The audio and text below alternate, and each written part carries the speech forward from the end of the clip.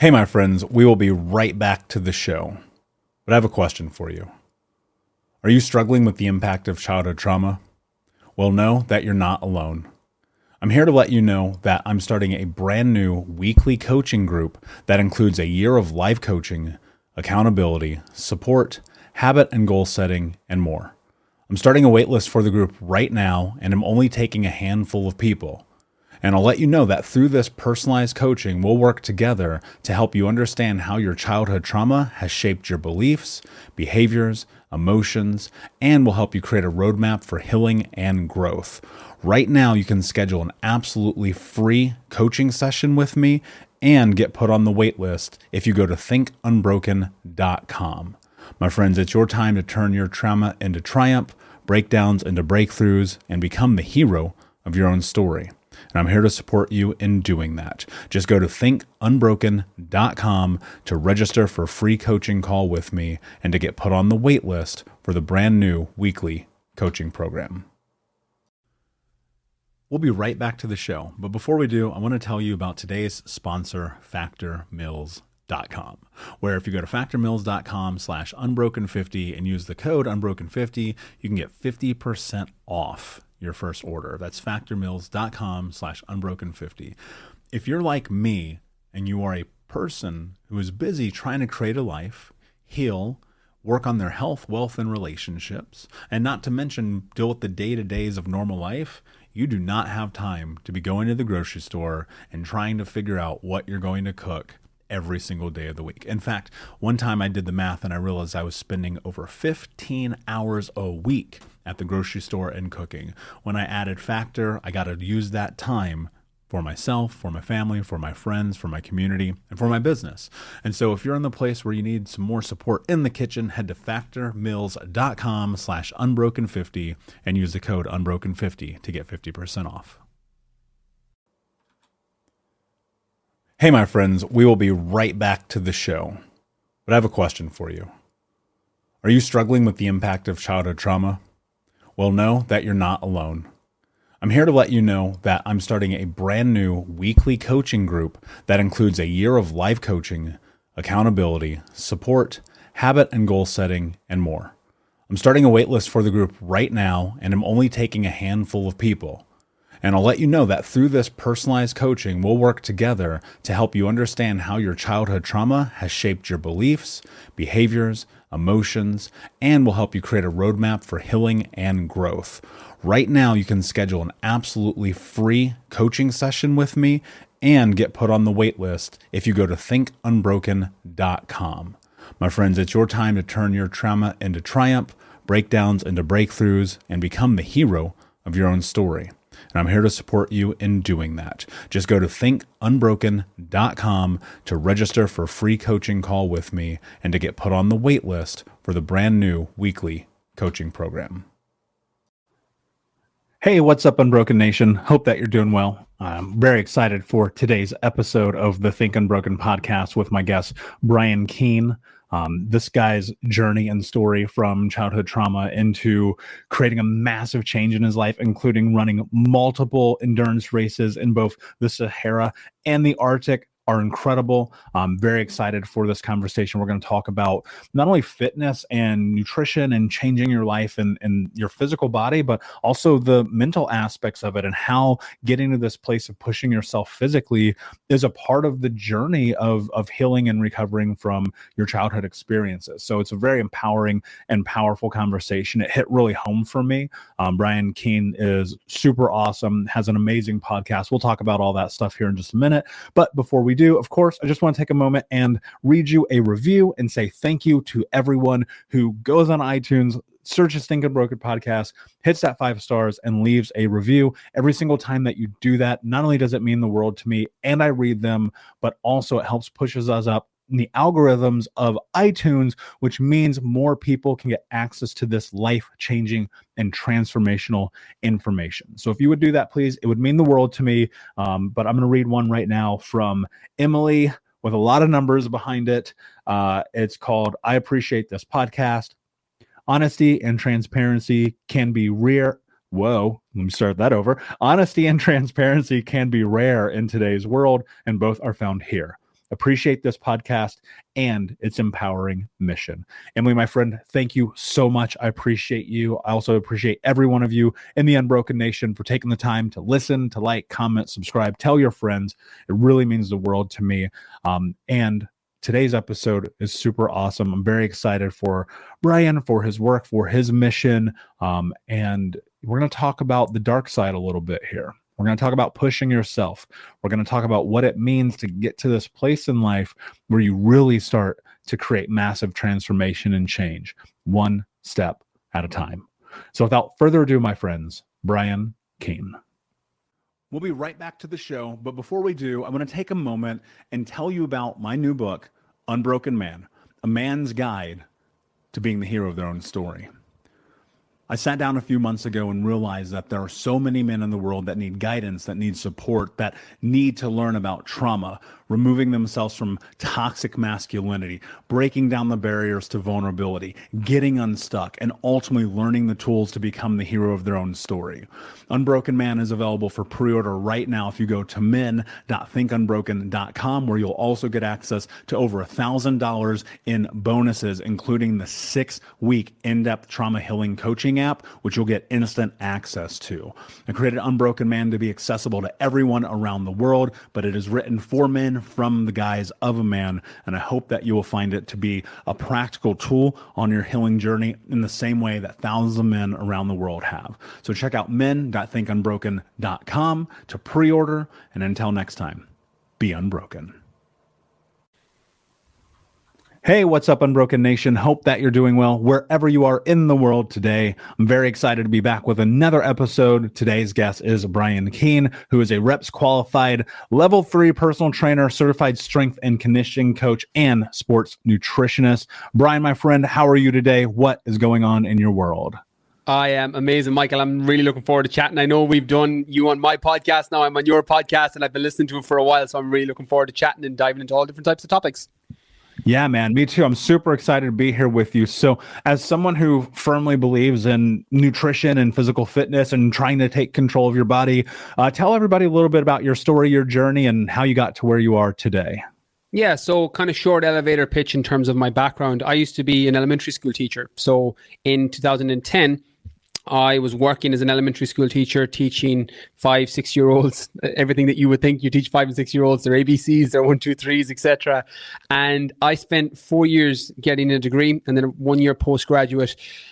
And I thought I wanted to be a teacher. My family, most of my family, extended family, cousins were all teachers. And I was like, okay, that's what I'm going to do. That's what everybody in the family says I should do. It's a good job. It's, respectful. People think it's, there's good holidays and all of these things. So I went down that road and was about an hour into my first day teaching and realized this isn't what I want to do. I was like, I've spent 4 years and then a 5th year getting a postgraduate degree to become an elementary school teacher, and this isn't what I want to do. And a short story, or a long story short, I came home that Christmas after working as a teacher for 3 months, and my mum asked me, she was like, you look really unhappy. You're obviously not liking what you're doing. And she put words to me that I've put to hundreds of people since, thousands when you consider the podcast. And she asked me, what would I do for free?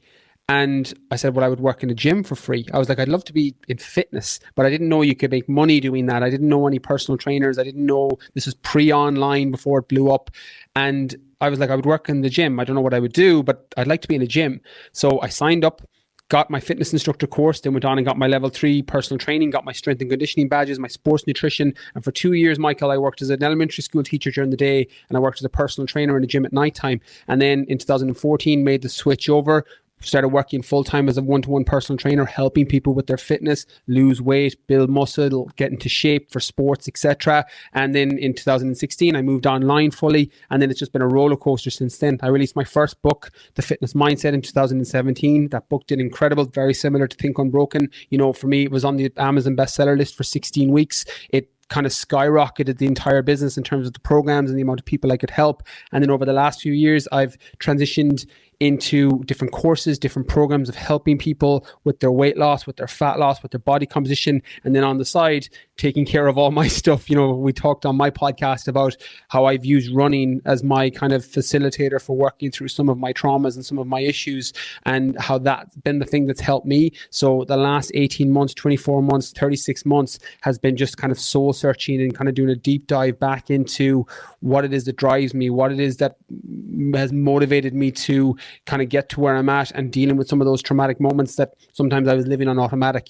I did some crazy things. I was a professional fitness model competing in bodybuilding shows. I was literally doing 30 hours a week of workouts, dieting, and just trying to get my body as big as possible for bodybuilding shows, and just crushing workouts and just anything that would disconnect me from reality, and then transitioned out into the world of ultra running through the Sahara, running through the Arctic, 2 races that I've done.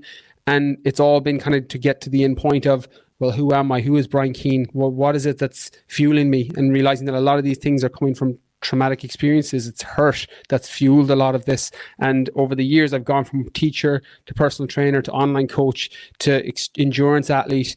And to be honest, all I've been trying to do is get to this end point. One of the things that's helped me so much with your podcast, particularly, is realizing that you're just trying to cover over things. I was trying to distract myself. I was trying to figure out what it was that was driving me and why I was the way I was. And over the last 2 years, I think COVID helped a lot with this, with the lockdowns and the self-reflection that comes alongside that.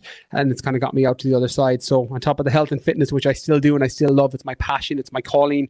A lot of it's been self-discovery through what it is that drives me, and realizing that it's a lot of my experiences that got me to where I am now, and just trying to put more labels on those and trying to get clearer on those pictures.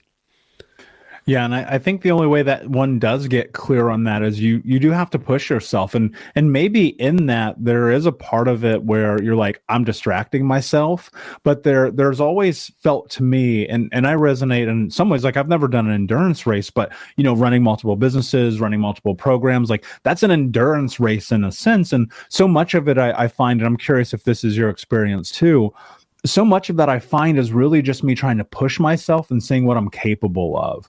Is that your experience with this as well? It is now. It is now.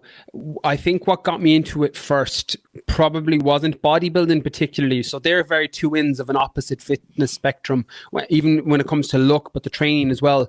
Bodybuilding is all about getting big and muscular and lowering your body fat. Like I was one of those, stepped on stage, I competed in that. I was a professional fitness model. I was professional in my category, and it was very much a case of that was me trying to numb out and distract, because I was doing multiple hours of cardio a day. My calories were too low to think. I was weight training and crushing my workouts, and I was doing everything that just distracted me from daily life.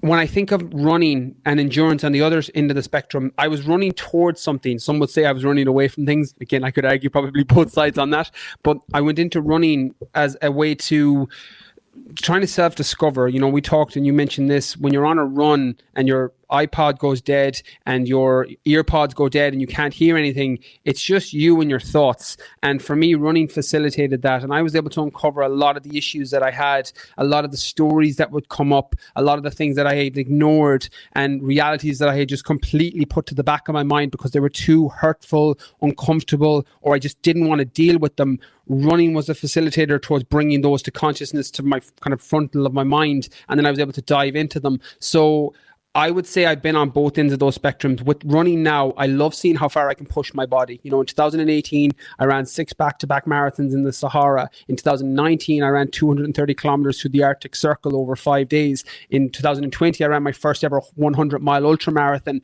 And they were down to, well, how far can I push my body? I'm like, where will it go? Where's its breaking point? Think unbroken. I'm like, where's its breaking point? And every time I pushed it, it didn't break.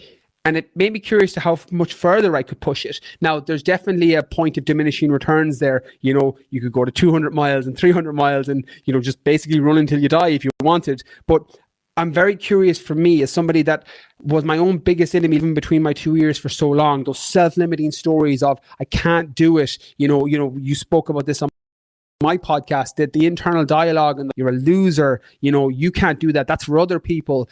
When I challenge myself with these events, it voice to the back burner. I always think of it like, your angel and demon on both sides. Like you have a voice telling you to stop. You can't do it. You're a loser. You're not good enough. And you have a voice telling you, how far can you push it? Can you keep going? And you're just trying to feed that voice more often than not. And I found that running, endurance events in particular, helped me feed that positive voice. And as a result, you just build more confidence over time. You know this from running multiple businesses and from doing what you're doing, working through what you've worked through in terms of your history and your past and making your message. You know this better than anybody. You develop confidence out the other end because you realize who you are. You get very dialed in with your true self, your authentic self. And for me, those races and events at the time, particularly 2018, 2019, 2020, now I still do them, but that's what helped get me there and pushing my body to see where it could go. And I think it's relative for everybody. Some people, that's running 5K in the gym or running a mile in the gym. For others, it's trying to squat more weight on the bar. If you're not able to just squat or bench the bar, if it's fitness related, it's so relative. And, digging into journaling and getting uncomfortable with your thoughts and sitting in a room by yourself and meditating. These are all versions of doing difficult things that you know you should do and that'll make your life better if you did them consistently, but you don't for some reason. And that's just my version of that. Getting up at 5 a.m., running and doing those workouts, even though I don't feel like doing them, that makes me stronger, makes me mentally tougher, makes me feel more disciplined and confident in myself while I do it on repeat. Yeah, and I think there is some really interesting validation in your own human experience when you push yourself outside of what you believe you're capable of doing, because that's the only place ultimately, in my belief, that I feel like you get to this place where you discover who you are. But I think also within that, there's a turning point somewhere in there, right? Because I think you start to, and this was my experience, you start to notice like, wait a second, maybe this thing that I'm doing that I think is making my life better actually isn't, right? Like, i.e. for you, bodybuilding, going, wait a second. I'm calorie deficient. I'm killing myself in here, or I'm not performing. Like, is this really what I want? How did you get to this place? Because I want to create something practical here for people, because I think that very often, I know that very often we do things that we believe are for our betterment, but actually they're for our detriment and they're taking away from us. So was there a moment, was there something that became an anchor that helped you recognize or understand, wait a second, maybe this thing I think I'm supposed to be doing actually isn't? Yeah, my daughter being born. That was my catalyst for the change. I was preparing, my daughter was born, Holly, she's 6 now, was born in May 2015. And at the time I was preparing for the WBFF World Championships in Las Vegas in August 2015. And she was only a couple of weeks old. And my brain was so dead. I had barely processed that I now had a daughter in this world. And I had somebody that was going to be around and that I had to be my best self for, and I was so brain dead from being calorie deficient, prepping for that show and training the whole time. And I reflected on that, and I thought for several weeks after she was born, I was like, I don't think I can do this anymore. I was like, I really don't. I was like, this is actually robbing from my life. I don't feel energetic. I don't feel like I'm in a good mood. I feel like I'm going to be a crap dad. And one of the things that scared me the most when she was born, and it definitely brought up a lot of issues with me, was I was terrified I was either going to be abusive, or, for whatever reason based on past experiences, or I was going to be completely disconnected. And, I wanted that relationship to be good. And thankfully, I can't speak to, come back to me in 18 years, 20 years, and I'll tell you, but as of now, she's 6. We have an amazing relationship. Like, I'm constantly trying to channel up and build up and layer the foundations of that relationship so that I'm her person. We spoke on my podcast. My mum was always my go-to person. Like, she was my anchor in everything. Like, I asked my mum for any advice that I ever needed. Anytime I wanted to get an opinion on something, anytime I felt something hurt me, I could go to my mum for that. And I wanted to be that for my daughter. And when I was bodybuilding, I didn't feel like I was going to be that. The end version of who I wanted to be and what I was doing day to day weren't coinciding with one another. And that's when I left it. I did my final show. I did the Worlds in August in 2015. I finished 8th, finished gold. We tried to get top 5, but we got top 10. And I was like, I'm done. I stepped away from it, and that was it. I wasn't going to do it again. And when I transitioned into the world of ultra running and endurance, I said I would do it as long as it didn't rob from my relationship with my daughter, who was at the time the most important thing to me. And running didn't do that, because for running, I could get up earlier. I started joining the 5 a.m. club and a morning run before anybody in the house was open, or anyone in the house, was awake. So I could do that, and I wasn't calorie deficient. I could eat as much as I wanted. I was running 50, 100 miles a week. It didn't matter. So I felt good, and my energy was good, and my mood was robbed from my life. So I was able to keep that, but to keep the kind of experimental mode on it, I said, Michael, when I started, if running takes from this, I'm not doing it. I was like, I don't care enough about this, that if it's taking away from my life, I'm not going to continue it. But it didn't. It ended up enhancing my life. I ended up going through a complete journey of self-discovery off the back of it, healing a lot of traumas, asking a lot of questions that were difficult, that I didn't want to deal with and process and handle, that would come up on runs, and they would come up frequently. You know, I think you can speak to this. Some of those experiences and issues you don't want to deal with keep coming up. Like, you know, what you resist will persist. Like, and I would go on a run and it would come up again, and it would come up again. I'd push it back down. And then eventually it just kept coming up. You know, deal with your childhood issues, deal with your trauma, deal with your insecurities, deal with your constant need for external validation, deal with your confidence issues. These things just kept coming up for me. And I felt like for the first time in my life, I was letting them breathe, and I was letting those ideas hold in my mind so that I could kind of go deeper on them. And I think it makes me a better person. For me, you know, it makes me a better dad. I think I'm a better partner because of it. Hopefully I'm a better son, a better, you know, brother, a better person in general as a result of diving deeper. But to answer the question, and a long way around it, was bodybuilding took from that. So it's why I didn't keep it. But for me, endurance events, particularly at the time, added to it and made me feel like I was better, asking better questions of myself. I was building up more confidence within myself, and as a result, it was beneficial. So once it was that, I was going to keep doing it, but bodybuilding had to be cut because it did the opposite. Yeah, that's really powerful. And so much about that is in self-awareness, right? Because I think without taking inventory of where you're at and paying attention to it, a lot of that is kind of fruitless, right? Because you could have kept stuffing it down and stuffing it down, stuffing it down. But I think that these experiences and really the thoughts that we carry with us, like, they want to be exposed. They want to be dealt with. They want to be seen. And the more you push it down, like, they're going to come out whether you like it or not. And so that's kind of the experience that I hear that you had, like, deep into these runs. What I'm curious about, though, with that said, is what did you do with that information? Because it's one thing, I think, to kind of hear it and you're like, yeah, I get it, brain, I get it, body, trauma, bullshit, whatever. But, like, what do you actually do with it once it starts to come up? The analogy I use probably ties well here for most people is when somebody has hit a point, and you were there, I think at 25, you know, when you were overweight, and you just get this point where you're like, I'm not happy with where I'm at. I need to make a change. And then we're getting law of attraction, reticular activation system, your brain's internal GPS, you start seeing things there that you never noticed before. You know, the analogy I use is if you walk into a room and somebody else has the same pair of shoes as you, there could be 50 people in the room, but you notice the pair of shoes because you have the exact same ones at home in your cupboard or in your wardrobe. And that's what started to happen to me. When those thoughts came up, I started to see books that were always there that I didn't see before. I started to see TED Talks and videos online and courses and people who could potentially support me on my journey, who were always there, but just I didn't spot them because they weren't in my, you know, my vision. They weren't.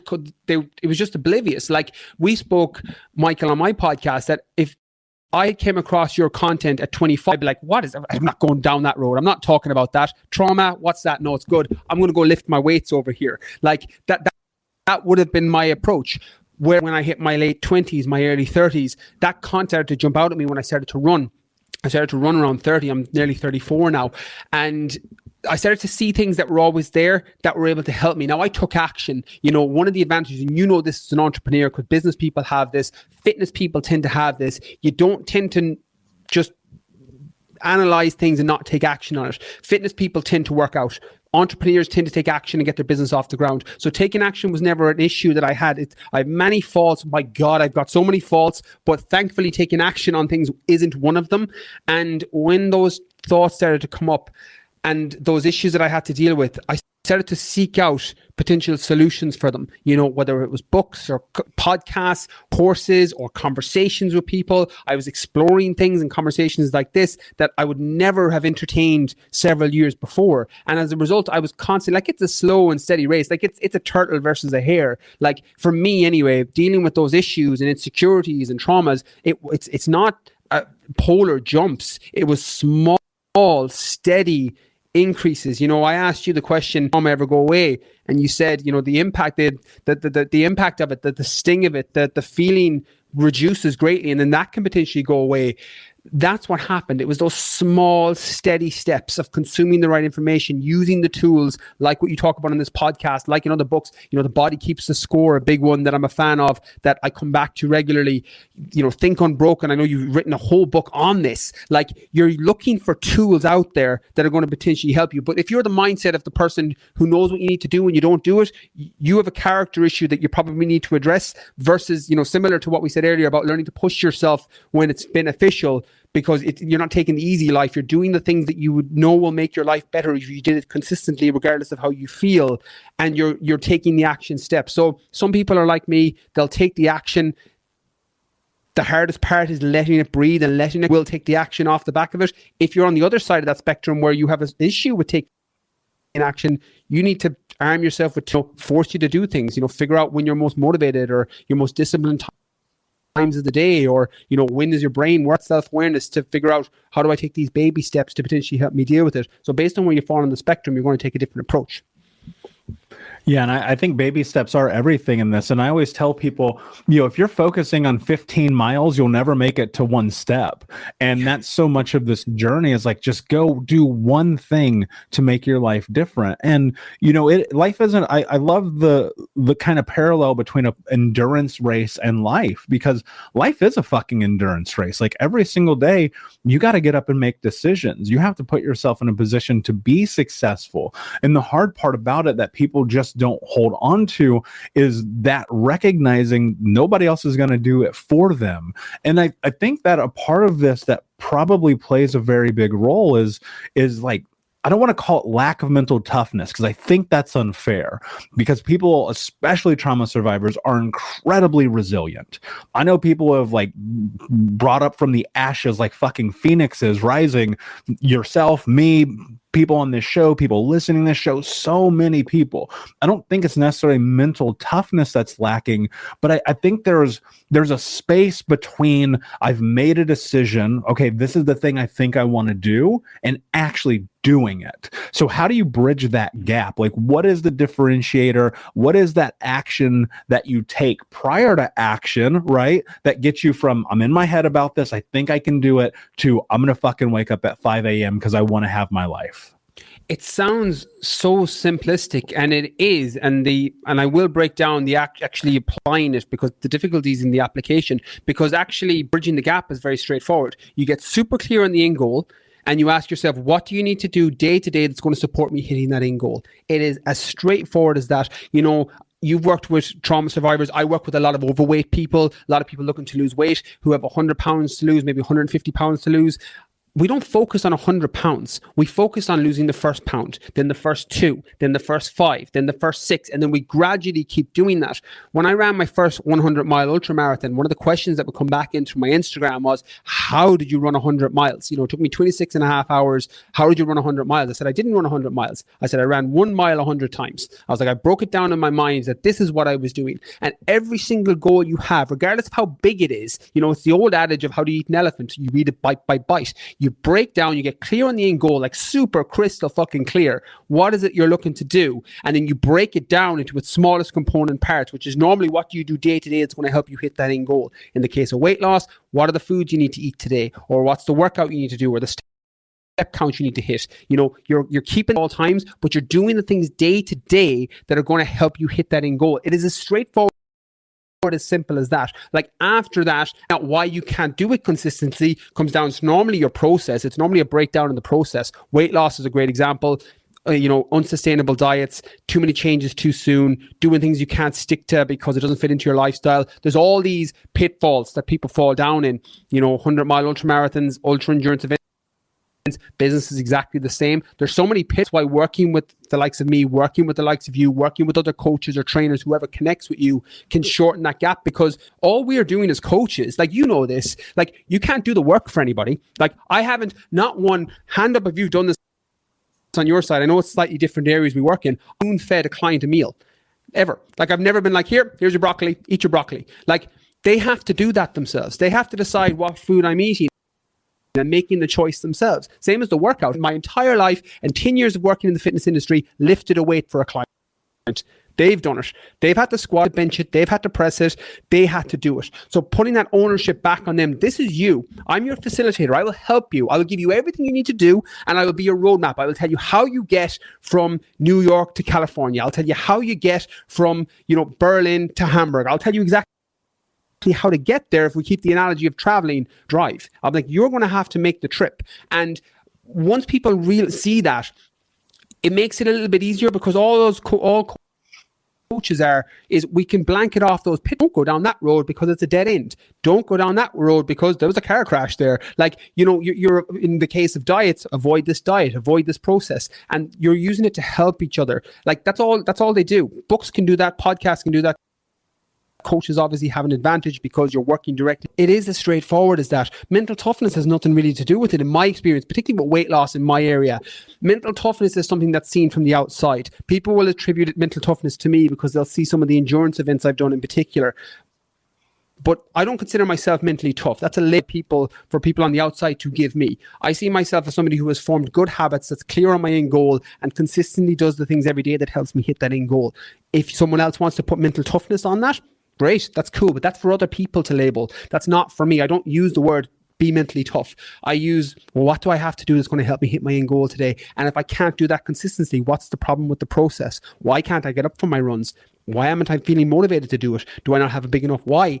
Am I stressed out with other areas of my life? Am I robbing from other areas of my life, with my family and my daughter and my partner and my loved ones? Like, is the reason I'm not motivated because it's robbing from other areas? Hence the 5 a.m. starts. So that doesn't happen. So you're combining self-awareness, you're checking in with the process, but it is as straightforward as to get clear on the end goal and consistently do things every day that help you hit that end goal. We'll be right back, but I wanted to take a quick moment to tell you about the Think Unbroken 6-week trauma healing coaching program. If you go to coaching.thinkunbroken.com, that's coaching.thinkunbroken.com, you can sign up for the 6-week daily Think Unbroken Trauma Healing Coaching Program. In this program, we're going to go over the 6 principles of healing trauma, adaptation, understanding the impacts of trauma, how to become the hero of your own story, what to do next, and ultimately what it means to be unbroken. For more information about this 6-week coaching program, which you can download as an app on your phone and take with you everywhere, no matter where you are in the world, it's interactive. It's built about giving you practical tools that you can use in real time. And if you're ready for what's next in your life, go to coaching.thinkunbroken.com. Again, that's coaching.thinkunbroken.com. Now let's get back to the show. Yeah, and consistency is everything. I'll never forget this. I was listening to an audiobook, and I don't remember who it was. I want to say it was Mark Hyman, but I could be wrong, so I apologize to whoever this was. And they said something about the correlation between like having your why and creating a pathway for the rest of your life. And he was talking about this fitness instructor who had come in and he was working with a client, and this client was, always falling over, never really getting into it, not being consistent, not hitting their goals, not doing the things that they needed to do. And he suggested, well, why don't you ask your client, do they have kids? And he goes, yeah, they got kids. And he goes, why does that matter? He goes, well, ask him if he wants to be at the daddy-daughter dance during his daughter's wedding, because at the pace he's going, he's not going to make it.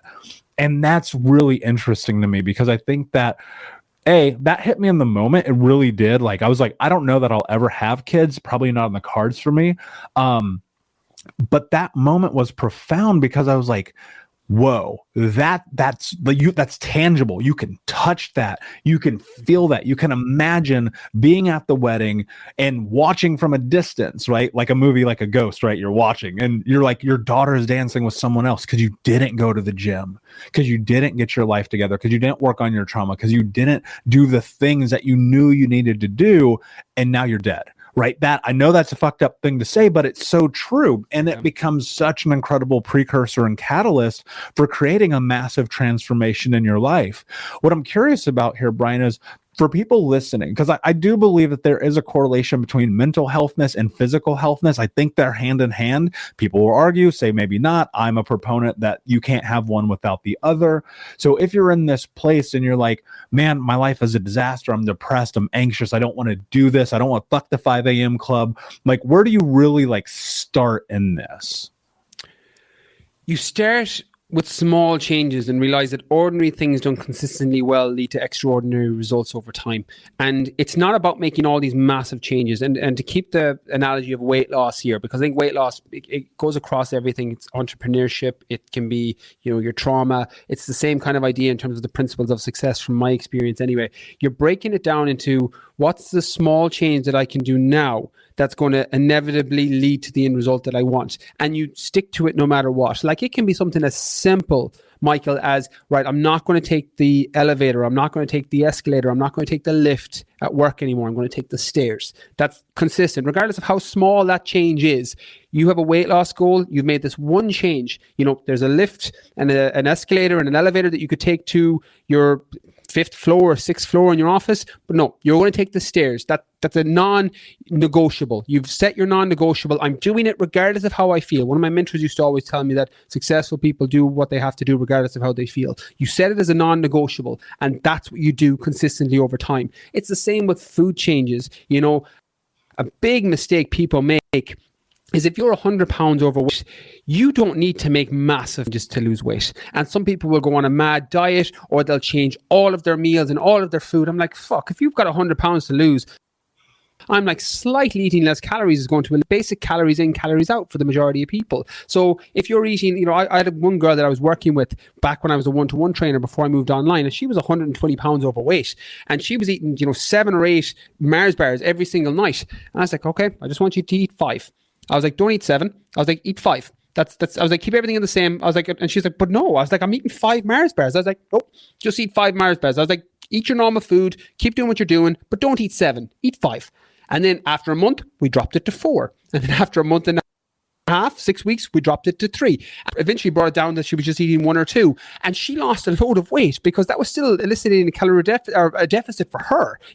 She didn't even work out in the gym. Our whole first workout was we went up and down the stairs of the gym. It took an hour for her to go up and down the stairs twice. That was the entire workout for her. And we were able to get her weight down. I remember she sent me a photo. It's still one of my favorite things of all time. When she went into an airplane and into a plane and was able to put on the normal seats, she's like, this is the first time I didn't have to buy 2 seats. And I was like, that's amazing. Because she was so big, she obviously had to use the seat belts from the 2 seats. And she was able to put on the normal strap and buy 1 seat. And I was like, it was amazing. As a coach, it's one of the best things you can get back from somebody and be like, you've impacted my life in this way. And it's those things. People will make too many big changes too soon in whatever it is they're doing, and that's a recipe for failure. Like, you're going to fall off. Like, nobody can change their entire life over the space of a week and expect to stick to it. Fucking, I consider myself quite disciplined and I can't do it, and I think a lot of people, Michael, you're probably in the same bracket. You try to make way too many changes too soon. It's a recipe for failure. So set yourself up on the front end for success. Even if that's a small win that you consistently do because it's a non-negotiable, that's enough to get you up and running. And then you build on that. Another small change is, like, if you're trying to lose weight or build muscle or lose body fat and you haven't been eating that well, I'm like, change one of your main meals. I'm like, change your breakfast, make a healthy breakfast choice, maybe some scrambled egg, some poached egg on a whole grain bagel. Eat whatever you want for lunch. Your normal food, eat whatever you want for dinner, and just for the next 14 days, for the next 21 days, you start making a good food choice at breakfast. You've made one meal choice that's going to have a positive impact on the rest of your day. And then in 3 weeks' time, you look at your lunch. You start making a healthier food choice at lunchtime. And then for 3 weeks, you just do breakfast and lunch, and you eat whatever you want for dinner, have whatever you want for snacks. And then in another 3 weeks, another 4 weeks, you look at your dinner. And then over the space of 3 months, even less in some cases, you've gone from eating whatever you want, not making any conscious food choices, to eating a good quality breakfast, a good quality lunch, and a good quality dinner. So you're now probably feeling more energized. You probably have an increased metabolic rate. So you're probably burning more calories. So you're moving more throughout the day because your energy levels are up. Your sleep is probably improved. Your sex drive is potentially improved. Your hormones are more balanced because you're not eating all the artificial foods that you were eating before. And over 3 months, you've completely changed your diet. But people want to do it overnight, and that's a mistake because it just doesn't help based on your starting point. So don't go from 0 to 10, go from 0 to 1 and then 1 to 2 and build from there. Yeah, and I could not agree more. I've never in my life did a complete 180 and had success. I never in my life just stopped doing a whole bunch of shit that was making my life bad and suddenly my life got better. One of the things that I want to talk about, Brian, because I think this happens so frequently, is that people don't start these things because of fear of failure. And what I'm wondering here is, especially when coupled with, from your own experience and having trauma and working through that and getting to this place in your life, how does one really start to step in through the fear of this entire process in consideration of, a lot of times we carry a lot of darkness with us? I have two trains of thought on that.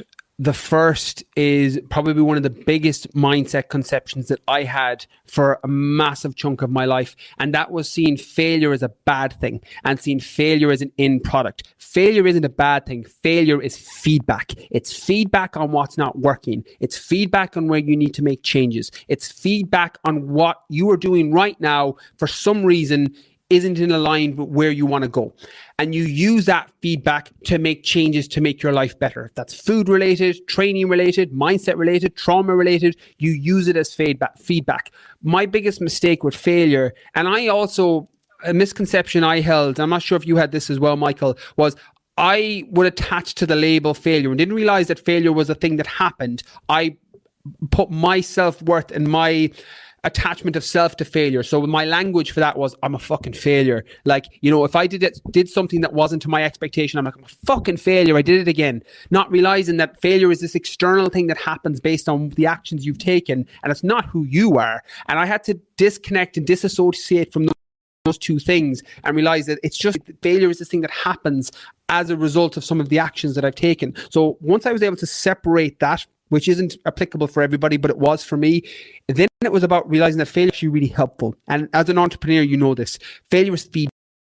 You can make changes based on failure. Every failed relationship, every failed business adventure. It took me 3 attempts to get my business off the ground. I made 3 attempts, Michael, before I eventually got it off the ground because I kept fucking up. I kept making stupid mistakes. Like, one of the things I did, which was, when I look back in hindsight, in 2012, I was working as a teacher, an elementary school teacher during the day and a personal trainer at nighttime. And when I tried to make that transition over to make a full-time living as a personal trainer, I rented out a gym, I think £670 at the time, on top of my rent. I didn't have a lot of money because you don't make a lot of money as an elementary school teacher in London. And I had no clients. I went and got a branded kit. I went and got business cards. I had no fucking clients. Like, not realizing that because I wanted to be a personal trainer. And that for me was down to, the ego issue of people being like, well, he's successful. He's a personal trainer. He did the thing he said he was going to do. And I just wanted to look the part. And as a result, I fucking got broke. Like, I had to, the only time in my entire life, Michael, I know we've had different experiences. Again, first world problem on my side, that it was the only time in my life when my bank account was zero. I broke college student, didn't have loads of money growing up, didn't have loads of money as a teacher, but I always had something in my account. But that was the time it went to zero. And I had to go down the back of my couch in London to look for pennies so that I could get the bus to go to the bank so I could take out a loan to pay my rent that month. And that was failure. But now, 10 years later, that's feedback. I tell so many trainers that I work with and coaches that I work with, don't make that mistake. Don't pay those dumb taxes. Don't focus on shit that doesn't move your business forward. Focus on getting clients and helping people, and things will grow that way. So that's one example of failure as feedback. And I think when you start to see it that way, you change your relationship with it. When you change your relationship with failure, it opens up a lot of doors that previously remained close to you. And then when it comes to the darkness, I've kind of changed my opinion on this in recent years because I've always been a subscriber, or had for a long period of time been a subscriber of the Jungian philosophy that, your roots need to go down to hell if you want your branches to reach up to heaven. And feeding that dark side, Like, it's not a coincidence that I was able to make myself sick with leg workouts before a bodybuilding show. It's not a coincidence that I was able to run 6 back-to-back marathons in the Sahara or run through the Arctic. In the Arctic, I tore my Achilles 86 kilometers from the end, and I ran the last 86 kilometers. I use the term ran loosely. I moved to 86 kilometers on a torn Achilles. Like, that's darkness driving that. You know, for me, that's all the soul, the dark side of it that's driving that. But it can be useful. You know, for a large period of my life, it was helpful for me. It got me through those workouts. It got me through those races. It got me through times when times got tough. But I also don't want to fucking live in that day to day. I don't want to be walking around playing with my daughter and playing, you know, Elsa and Anna and playing Frozen and dolls and being like having this fucking darkness over me. You know, I want to make sure that that's a tool that I have and a part of my personality I can check in with if I need it when times get tough, because I quite like it. Don't get me wrong. It's like, you know, the Incredible Hulk. You know, it's nice to have, because that darkness can fuel you. You know, you're thinking about the traumatic experiences as a kid. You're thinking about the people who bet the shit out of you. You're thinking about all the things that happened, and that shit fuels you. Like, that's fucking fire. But fire, like anything, can light up your house or it can burn the fucking thing down. So you need to be very mindful of how your relationship is with it. And that's how I look about the darkness. It's something that I want and probably don't want to let go of just yet, because it's supportive, but I also don't want to, you know, steering my car. I don't want it being in the front seat. It gets put back into the back until I need it, or into the fucking boot or into the trunk until I need it. And then when times get tough, I can draw it and I can use it, and it helps me. And again, I'm not sure how helpful that is for people, but it's something that's massively supported me and has been kind of one of my methods for dealing with some of my issues, some of my traumas, some of the things that have happened to me in a positive way, and kind of. Yeah. And you know what's really interesting about that, man, is experiences so that. No, please go ahead. Yeah, no, we're good. Yeah, you know, I was just going to say, yeah, I resonate with that in such an important way, because, like, the truth is you can carry that darkness and it can consume you. And for the most part, it does. You know, I look at my 20s, my teens. I mean, that was all that darkness. I just didn't know what to do with it.